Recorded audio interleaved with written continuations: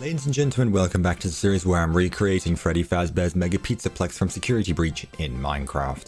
In the last episode we went ahead and built Rockstar Row and all the surrounding areas, but in today's video we are going to be moving on to Montgomery Gator's golf course. Once again, I would like to remind you guys that I made a Q&A video regarding this project, so if you have any questions, make sure you go check out that video in the description down below. And the final thing is that if you do enjoy this video, then please make sure you leave a like on it and subscribe to the channel so that way you can help support me throughout this build. So without further ado, let's get started on building Monty Golf. So before we even get started with the area, there is already a problem that makes this build more complicated than the rest. Using console commands to fly through the Pizzaplex in-game, you will notice that the elevator to Monty Golf is not connected to the elevator that is found in the atrium. After considering what was the best way to connect the elevators via a hallway or not, I have decided that just connecting the two via TP commands would be the best choice in this scenario. But with the first obstacle out of the way with, now we need to move on to the outline of the build itself. And this outline was definitely the most challenging to construct, as there are many diagonal walls that make up the golf course. Not to even mention the mess that is the outlines of the golf course themselves, which took a very long time to get all the correct positions around the floor. Though it might look very confusing, each one of these colored blocks does have its own specific purpose that will help me during this build. With all the major obstacles out the way, however, it is time that we can finally get started with the construction of the first part of Monty Golf. So without any further ado, let's get started with a time lapse.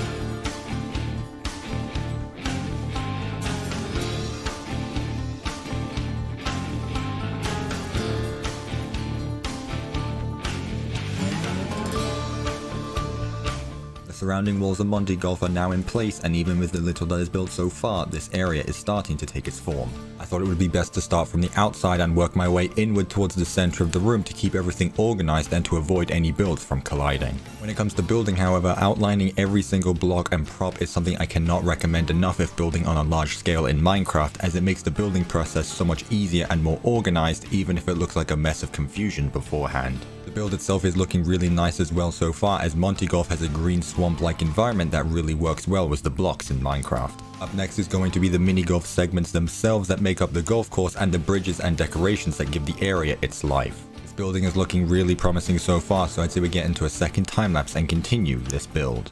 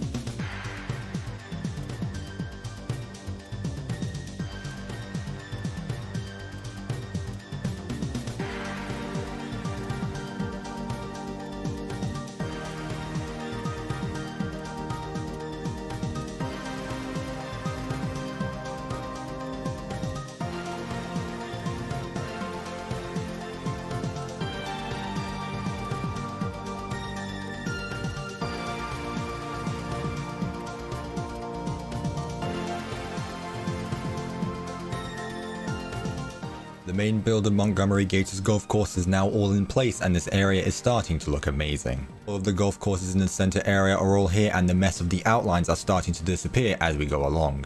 It was certainly a relief once I started putting in all of the decorations, as the outlines for this course took me longer to create than the whole build so far. Making sure I was going to be able to fit everything in place is always a major worry before I get started with my build, but now that the main area is here, we can finally finish off Montgomery Gator's golf course with the final remaining areas. The snack bar that contains the hallway that leads to the office and back room still need to be implemented, as well as the final few rooms of the golf course itself. After that, we can then move on to the catwalks that hang high above the golf course where the player battles Montgomery Gator himself. The final finishing touches will be to add all of the trees and vegetation that make this place feel more like a swamp.